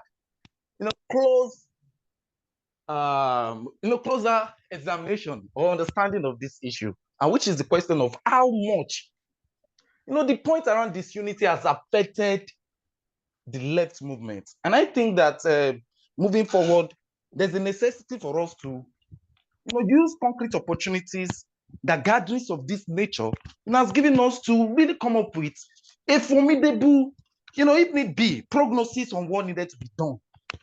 Because every now and then we come up, identifying the existence of this problem, that indeed, the rate at which sectarianism had weakened our forces across the movement, how it has in fact weakened our strength, in the presence of the Nigerian masses, be it on our recent gatherings, our protest grounds, and what have you, how much this unity has in fact, sidelined a chunk of Nigerian people away from us. I mean, personally, I witnessed this with our recent engagement with the End Bad Governance protest. How all of these issues seems to, getting to the point at which we are now being estranged, from the Nigerian people. Because people are interested in building their own personal organization. People are interested in their own, ulterior dependent motive, ignoring the necessity of mass mobilization, ignoring, the fact that this struggle is about the Nigerian people. So I'm saying that earlier on, I would have thought that the issue of sectarianism, is becoming anachronistic. But I'm beginning to see, with my recent involvement, engagement with some of our comrades, that this is not an issue that is yet to be thrown into the trash can of history. And I'm surprised by the fact that we are, in fact, glorifying the existence of this issue. Of this problem. And I want to say that, we have in this gathering some of our other comrades. If there is a need for us to, come up with a workable, practicable solution, there should be one. There should be. And for me, I think one of the things we can do rather, is to ensure that we don't speak about the necessity of these unities only when there is a movement, only when there is a protest, only when there is a demonstration. I think that there's a necessity for us to begin to talk about how we can practically work together. Whether there's a protest, whether there's a movement, there is a necessity for us to, be together in a gathering, be together in whatever venue, and really put all of these issues on the table so that we can agree on some certain things. Because the issues that the mass of our people are facing, the issues that confront us as the Nigerian people, all of these issues are getting more terrible by the day. And we using all of these, ulterior, clandestine issues, to affect what needed to be done is so unfair, not just to, to the Nigerian people. It's our historical duty. So I want to say that the issue of sectarianism has become, in fact, more institutionalized. And I think there's a necessity for us to not always raise this issue, each time we have the opportunity of raising them, as a way of identifying the symptoms. Yes, but Can we just come up with practicable solutions as to how these issues can be addressed? And for me, I've said it that, beyond when there's a protest, when there's a demonstration, I think there's a necessity for us to test, our working relationship as organizations, as what have you and what have, because often what we have seen as a result of this sectarian gathering that, you have this protest, but indeed some of our persons would not agree even on the smallest of things because they see it as an avenue of, emboldening their own membership. The struggle of the Nigerian people shouldn't be about building your own organization. If indeed you are genuinely interested in transformation. So I think, I mean, this issue is very, very, it's very, very germane at this time. And I think we must give it the necessary attention it deserves. Lastly, comrade, I mean, it has been an apology, comrade. I have a cold. If you could see this from my voice. The other one is on the fact that every now and then we talk about the necessity of a political alternative. And as we have seen, a comrade, one of our comrades, is recently intervening, in the political fate of one of the states we have in the Southwest, Ondo State. But as we have been told also, there's an existence of all sorts of backward tendencies going on, rigging, vote buying, and what have you. Of course, all of these tendencies are very, very apparent in whatever, political, elective processes that, that you can pinpoint within the context of the Nigerian state. The backwardness of the electoral system itself. We saw that in Edo. It's happening right now in Ondo State. The point that is to be made is that, comrade, what should be done with this backward elective system? I mean, we cannot continue with this trend. There's going to be an election in the next whatever years. We still have to, try to decide which of these backward political parties we have to, get our forces into. Despite their backwardness, we still have to fight amongst ourselves that we should intervene here, we should go to this party or we shouldn't go to this other political party. I'm saying that the Nigerian political system, the elective system itself, whether we like it or not, they are not in any way transformative in their, in their tendency, in their current state. And as such, I think at this material point in time, we should begin to demand for, a total destruction of all of these systems if need be. Because we cannot use this elective system to gain power. There is no need for us to continue to lie to ourselves, comrades. Our comrades that are intervening in other states, of course, these interventions are great. Please round up. Comrades, I'm just saying that if these elective systems, if these electoral systems cannot get us to where we need to get to, what is to be done with them? Thank you, comrades. Thanks very much, Comrade Fagunwa, for your ideas. And our ideas say that a left unity is best built in practical struggles, issues of the unprecedented hike in fuel price, unprecedented devaluation, the non-implementation of the minimum wage, and even the fact that the cost of living has made the minimum wage to be useless, really. The necessity for the campaign for dropping of the Trump charges. The regime has withdrawn the charges against some of the protesters, but there are still other pending charges in different states of the Federation. So these are issues around which we can build left unity by being involved in organizing the victims of the economic hardship being imposed on us by the regime. Thanks very much, Comrade Fagunwa. Who else do we have raising up his or virtual hand? No, thank you, Comrade Chair. There is no other hand up. So before we go to the next agenda, We'd like to invite Comrade Baba Show to speak, popularly known as Show Boy. He's here with us on the ground. We would like to share a few things with us briefly. Baba Show, please.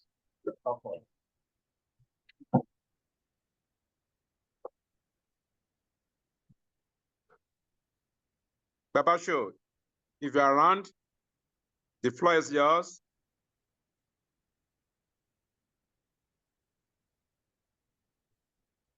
Yeah, I'm around. Good afternoon, comrades.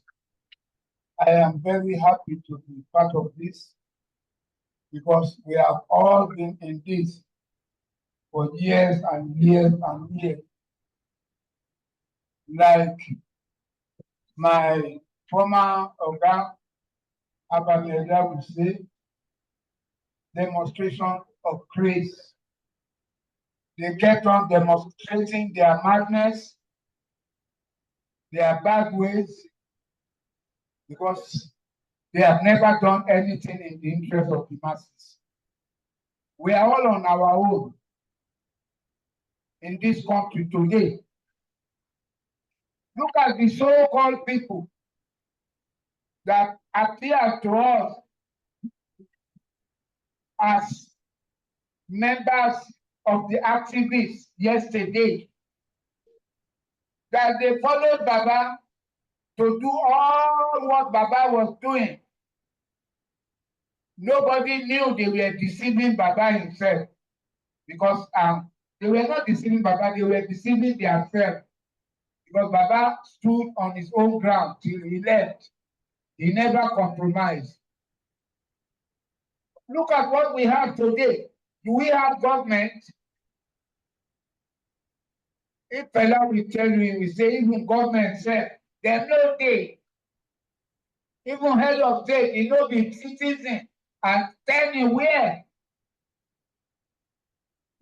Look at the condition of Nigeria today. Nigeria is nowhere to be found. Because I could recall last time, I remember it was suffering and smiling. But Nigerians are not suffering and smiling today. They are in suffering and dying. Why? Why are my people going through all this?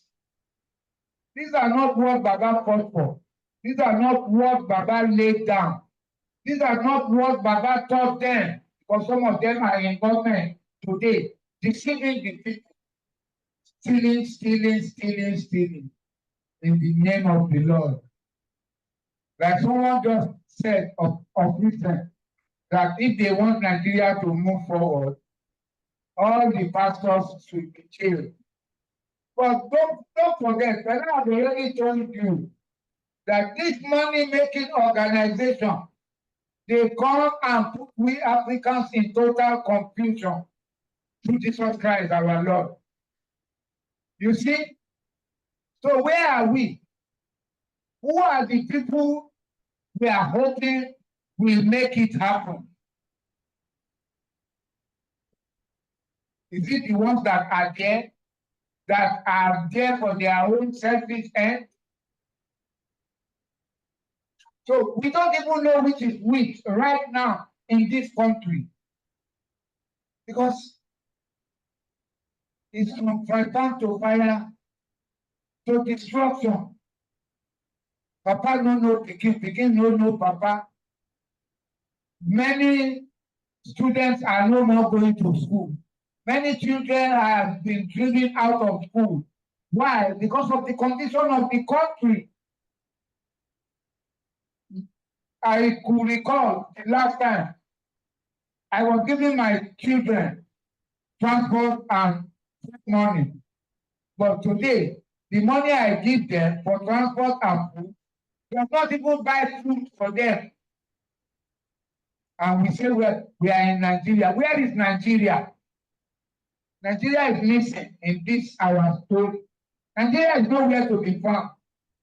Because the Nigeria we know that we grew in was Nigeria that everything was moving nicely.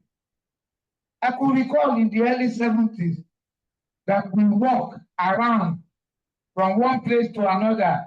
If the police are driving by your side, they see you maybe along Sheraton Road or maybe on Ikorodu Road, the police will park and ask you, which way are you going? We are going towards Yaba. Is it your route? If you say yes, they will say, come in. You will enter the vehicle. When they get to where it's okay for you, and you tell them, I want to drop there, the police will park and you will come out of the vehicle. But today, if the police park and say, where are you going? There.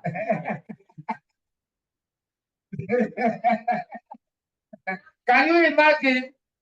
So where are those police of yesterday that were assisting the masses, that were assisting people, that stood by us? They are no longer there. And they will talk, they will not start blaming my Oga that he called them zombies. What is the difference with their character of today? They are zombies. They are answerable to those that are paying them, and that's all. And the money they are paying them is not even enough. I'm not satisfied with what they are giving them. But they believe in what they are making from me and you. Between you carry police. Nigeria have changed. Police are now checking people's phone. It has never happened. Police are now carrying POS machine. In this country, oh my brothers. And you know, my Oga have already told you. Na big wahala for man to walk out for road at any time. When you wear police uniform, not to collect money for road. Police station don't go back IT now, managing director. You see, that's the situation in which we are in this country today. So, we are in the hands of the Olódùmarè. No government, we are in no man's land. That is why I'm still asking, where is Nigeria? I don't think we are in Nigeria. We are far away from Nigeria. So, we are in the hands of the Olódùmarè, that's all. So, brothers and sisters, let's keep on praying that Olódùmarè give us the right people. Because with these people in the system, it's the same style they have been using. Demonstration of grace. You see, anytime we are in election time, don't forget, it's kidnapping time, assassination time, bombing time, arson time. That is when you will hear that an account department in the ministry just caught fire. That's when you will hear that a billion caught fire with 50 billion in it. It's a lie. That is where you will hear that snakes swallow money, they saw money in gold. Nigeria, I beg. People na help us beg them new. Ever wa bẹ̀ wọ́n o. Ever wa bẹ̀ wọ́n o. Ó ti pọ̀ jù, ìyà yẹn ti pọ̀ jù. Nigerians are crying daily, day and night.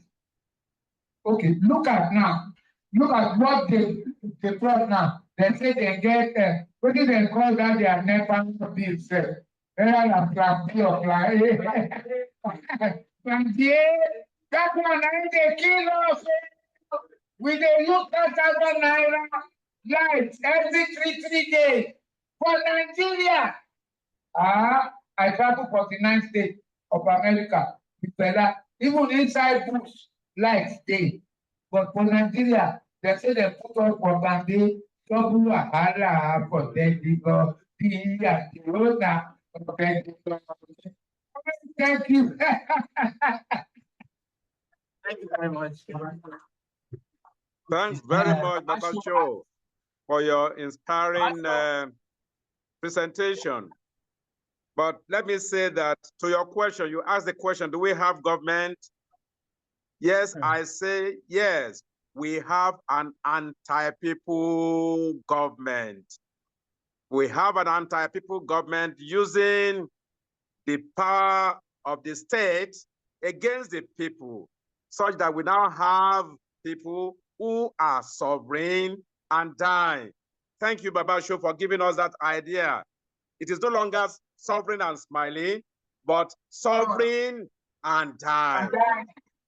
You also asked the question, who will make it happen? The people united in action, provided they are organized, will make it happen. We have a responsibility to engage young people as full-time organizers, to organize our people around issues that touch the livelihood of our people. In that way, we'll make it happen. It is our responsibility to organize the people. Thanks very much, Babasho. Please guide us. Yes. We also thank Babasho. He has inspired two speakers spontaneously. We have Comrade Lenny. But Babash, you want to take it? Okay, Babash. We call him Babash on so all these acting. Oh, sorry, Comrade Fidel. Not wow. You don't have any Lenny, yeah. Okay, Babash. I will not have any Fidel either.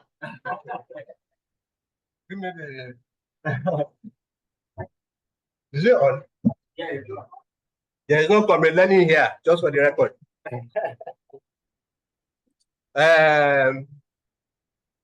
Very quickly, because yes, as a spontaneous inspiration.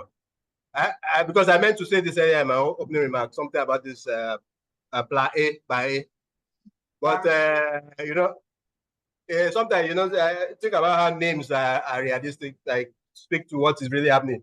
Baba has spoken about Iyata Nigeria, because Nigeria means Ojojuma Lemaji Jaya.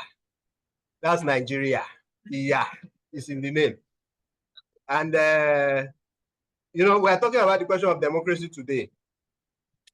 I meant to say this earlier. It's good that Baba prodded me, because I think I try to explain to people, you have to have a scientific understanding of society. You cannot be living in fairyland and wondering why the snake is eating money when you don't understand the system that is happening. Understanding the system, this is the core responsibility we have to have for the masses of this country, to understand that there is a system at fault that has to be replaced. And I always remember in the year, was it the year 2000, very long time ago, Baba Omojola took me along to a program at the NLC. No, yes, it was a JAF program. And the current NLC president was the electricity union leader at that time. And Baba said something that's, I always remember this now. He said, don't worry, they will give you people light one day. And when they give you the light, 5 of you will be sharing one light bulb.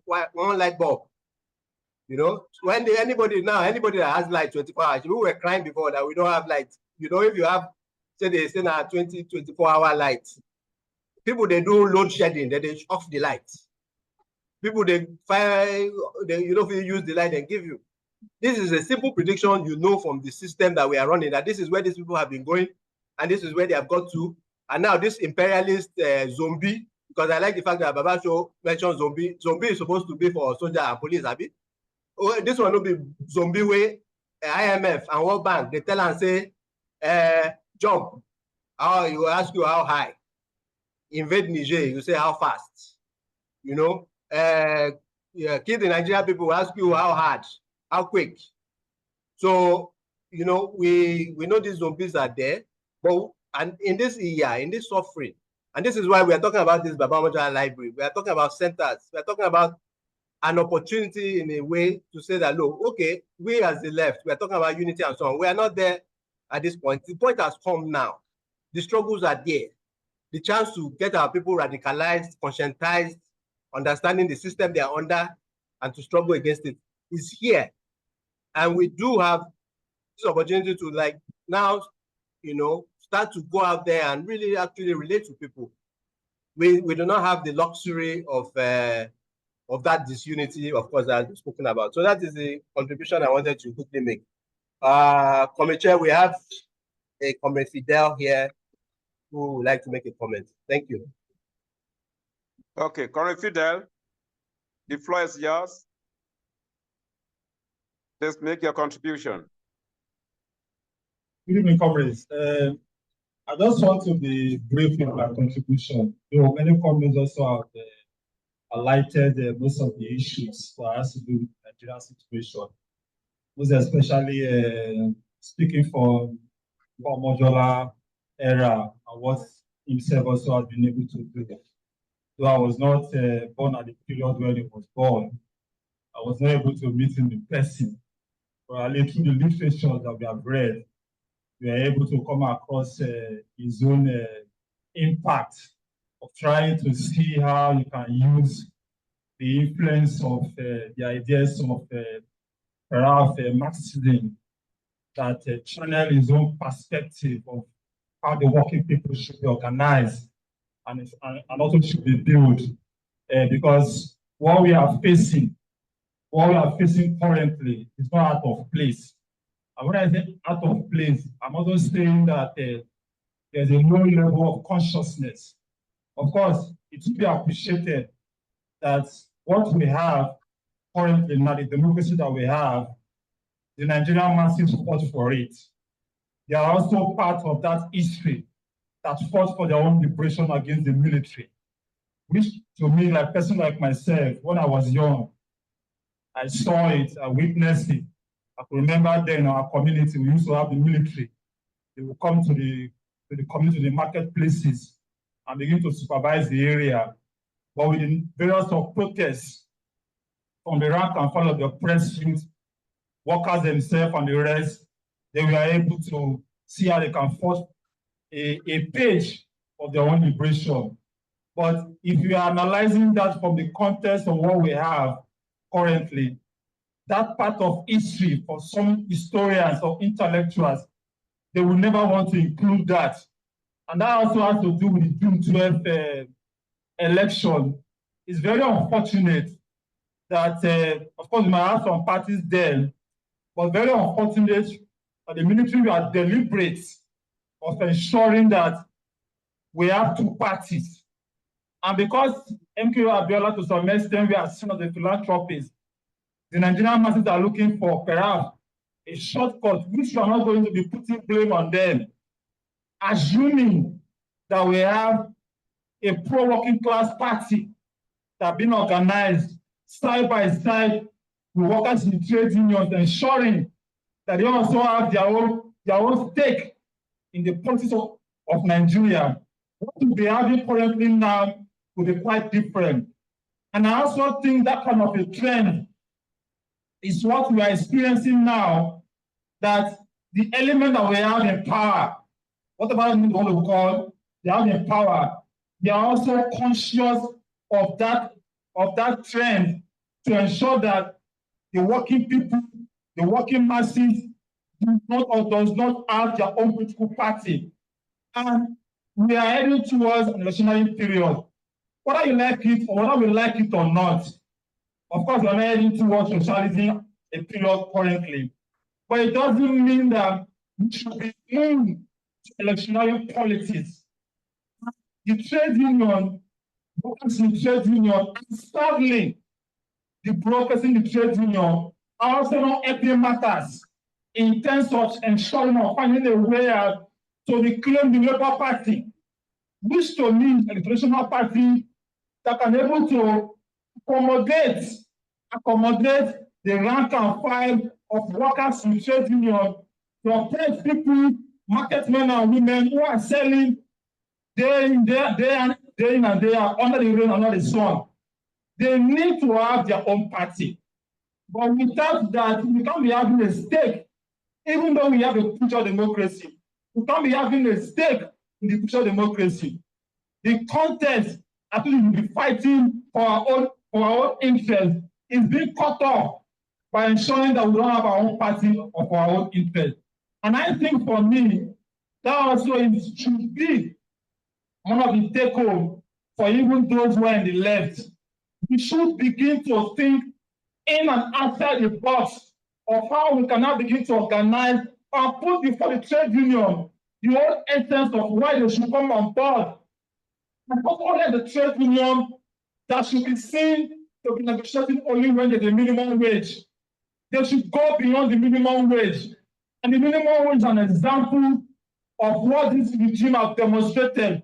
Whether we like it or not, to me, is a total regime. What they have demonstrated, they don't give a damn about the working people. And this minimum wage we are talking about, workers, of course, some states are going to pay, but workers are not going to get it if they don't fight. So what I'm saying is that the left, whether we are big, whether we are small, in and out of our own organizing, in our own different area, we should begin to think in that path of how we are going to do. I understand that the left has its own trend, different left operating with different methods. But as Lenin would say, that we are going to strike, we are going to work collectively. But it doesn't stop us not to strike independently. And that itself for me is valid and it's really important. The reason why I have to state this is because the end government protest indicates that I was involved, I was organizing that action. That movement itself is still ongoing. And what I say is still ongoing is that it also requires some members in the left who perhaps might have their own grievances. But the question now before us is how we are going to connect the ideas that best represent the interest of the working masses to advance their own cause. And there is no way and there is no how we from the left can supplant the historical role of the workers and the working masses to begin to understand that they are class for themselves that can take history and turn around the way things are. Sadly to say, my last point, there is nobody that will liberate Nigeria for us. No Messiah can ever do that. Any person that is saying that we have one Messiah somewhere, one position somewhere that will come and liberate Nigeria, that person is promoting something of a joke. It is the working masses that are conscious of themselves as a class. How this is a new program that will best oppose the program, the philosophy, the ideology of capitalism. But what we are dealing with is a monstrous political structure and a system that this ruling that we have in power and will continue to ensure that they defend it at all costs necessarily. So what it means to us living here today, we must begin to ensure that how we take ourselves in understanding the class struggle and connect our perspective to the market men and women who every day pass through the tunnel of this society, but they are not able to understand that it's a way out to liberate themselves from the shackles of capitalism. And the last point is that revolution is the only solution to our problem. A short revolution is the solution to our problem. If we have indicated that over and over and over and over again, of course, we are going to be experiencing betrayal of movement from leadership who are should represent the interest of the working masses. But to ensure we cut down an intense education of even of our own generation that are coming, because there is a shift of the generation that we are having now, shifting away from the traditional educational impact of ideas to ensure that they understand what is before them and what is even with them ahead of them. Thank you very much. All right, thank you very much. Thanks very much, Comrade Fidel, for your ideas. The act of the liberation, emancipation of the people is the act of the people themselves. Only the people themselves can emancipate themselves. We should stop looking up to the politicians. They are not meant to carry out that task. That task is not meant for them. But between the ultimate goal of revolution identifying with the masses in their agonies, in their pains, organizing them to resist. Such activities will lead to our ultimate goal of revolution. Thanks very much. Any other person? No, comrade. Okay. No other. So I yield to you then. So, the closing remarks from the organizers. Okay. Is it necessary? Yes, sir. Okay. Well, I'll start by saying that want to thank everyone for joining us, especially our speakers, and to especially thank Comrade Chair, Comrade Femi Aborishade. One of your speech inspired me in 2020 at I can't remember, but it was in I think Oregon. It was after Shura was arrested. You gave a very brilliant speech at the hall. So that was the first time I met you in person. Just wanted to mention that to you. I want to especially thank Babaye as well for steering the conversation to a very important conversation that we need not to run away from. Question of division within the left, which is important for us to address at this point in our struggle. For us in MAE, we understand the role of unity in struggle, and that is why for us in MAE, we are not sectarian. And this will bring me to recognize also the different organizations that are here present with us, both virtually and in person. We have, let me look at my sheets, but top of my head, I know we have the Democratic Socialist Movement, the DSL, well represented here, and Comrade Friedel, who just spoke, is a member of that socialist organization. We also have the Voters Awareness Initiative, represented by Wale Ogwade. We also have Baba Koni from the Awake movement. We also have PACOR, Pan-African Socialist, Pan-African Consciousness Renaissance. That's from Isfanua's organization. We also have, in fact, we have two generations of this political party present. We have Baba Show, member of the old Fellas Party, Movement of the People, and he spoke brilliantly, not quite long, just to show that planting a revolutionary seed is important. MAE is also a member of MOP, and we also have other members of MOP here present. Comrade J is here, Comrade Tio is here, Comrade Lekon is here. We want to say thank you to all of you. We sincerely appreciate your presence and your contribution to MAE and to this program.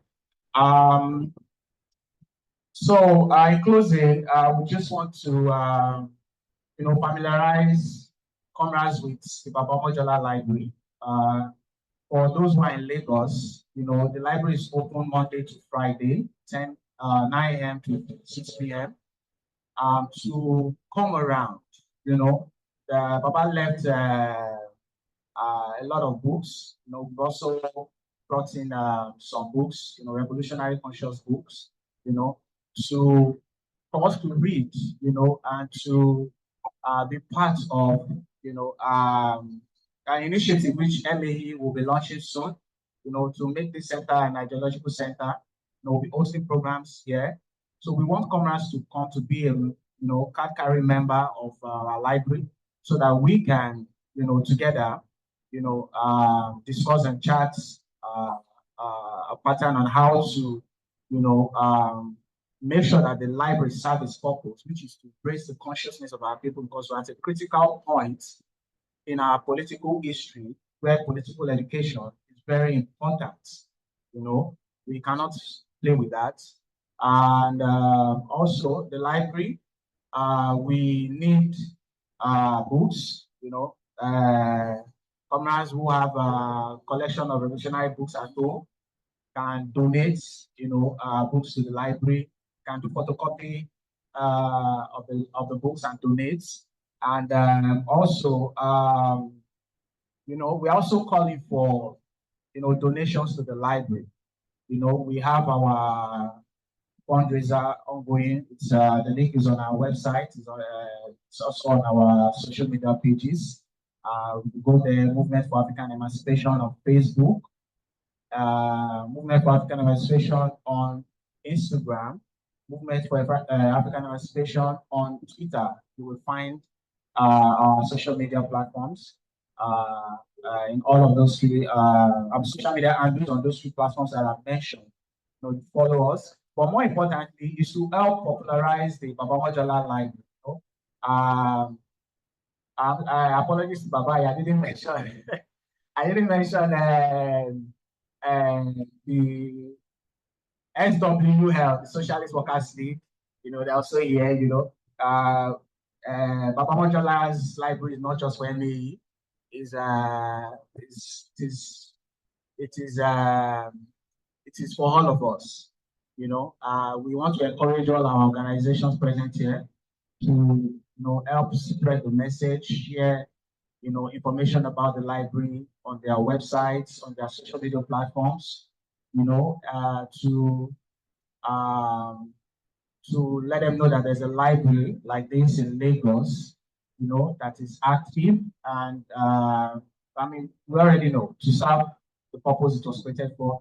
But, you know, just to add also, earlier when I don't know who was speaking, but to say that for younger comrades like myself, you know, who didn't, you know, physically engage Baba during his struggle days, you know, is that you know, presently we are archiving Baba's works, you know, with another left organization. I think it should be fully launched next year. You know, just to say that I sampled Baba's thoughts by involving in the archiving of his works, you know, to know that Baba was a comrade indeed. It's, you know, comrades have already spoken brilliantly about, you know, who Baba was, what he represented, and I confirm that, you know, and you know, I have my own personal anger towards the Nigerian left, you know, as a whole. Within Baba Mojola, if I intensify that anger, because you know, it is very disappointing that we don't have a political figure like him today, you know. Like it was said by, I think, one of our comrades that everybody wants to unite the left to kill behind that. I don't know. I think Baba said that too. He said it better. But that's Baba's archival work will be ready next year. You know, they have wonderful materials in the collection waiting to be, you know, presented to the general public. So we'll have a first-hand experience of how they engage in the software and what to be done. We can study them and see how we can move forward to this political engagement today. So, comrades, once again, thank you all very much. I think I've said all what I intend to say. I don't know if Comrade Shonko would like to add anything, or Comrade Bio. Huh? Yeah, I already was saying. So, Comrade Bio, would you like to say a few? Okay, so yes, Comrade, thank you very much. So that is it. Over to you, Comrade Chair.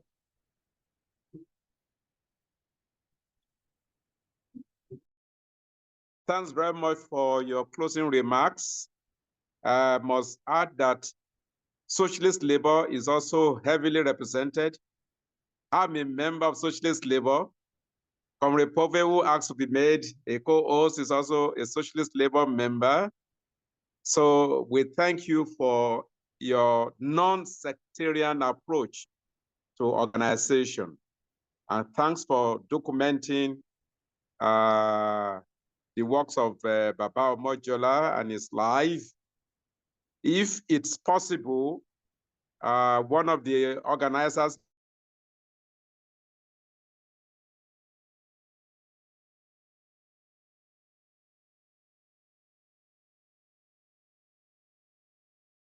Hello.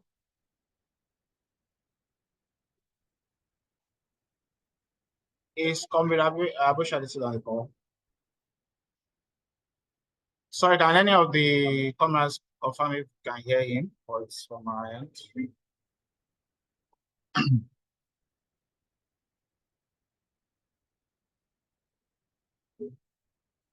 Hello.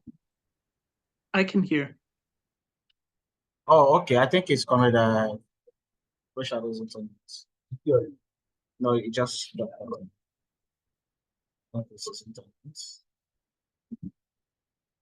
okay.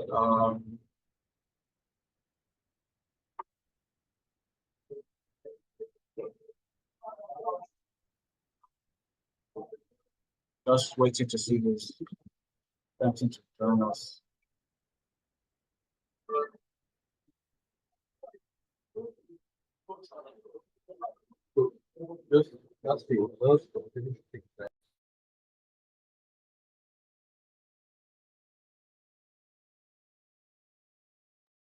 So,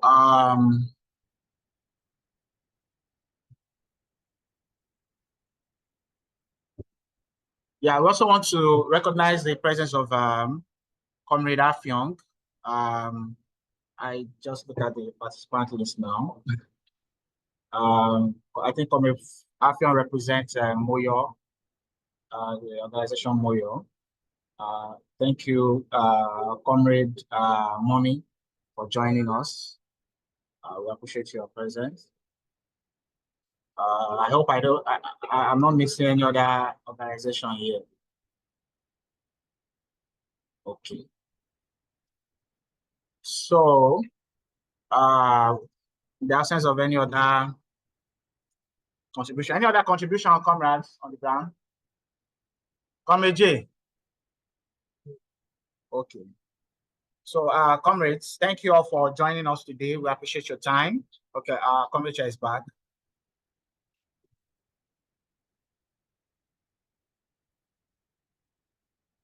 Welcome back, comrades. Oh, thanks very much. I was shut out by a network. I was just commending, I don't know at which point I was shut out what you heard from me last, but I was saying that socialist labor is also heavily represented. And I was thanking the Baba Omojola Memorial Library, for its non-sectarian approach to organization. And we hope that the discussions of today will benefit the left, the struggles of our people, and that those struggles will be taken forward on the basis of the ideas and the inspiration we have gained today from this event. Thank you.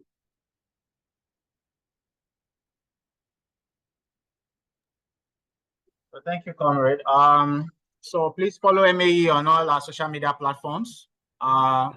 Movement for African Emancipation on Twitter at Arise for Freedom. On Twitter, on Facebook, Movement for African Emancipation. Thank you all very much for joining us. And sorry, before you said the last word, did you hear when I said one of you may contact me after the program for book donation? Oh, no, we missed that. Okay, I made that call. So please let one of you call me so we can discuss it. Okay, comrade, thank you very much. It's all right. All right. So, Baba Shango will be in contact. Comrade Akin will be in contact. So, it's all right. comrades, thank you all very much. Enjoy the rest of your day. Bye. Bye.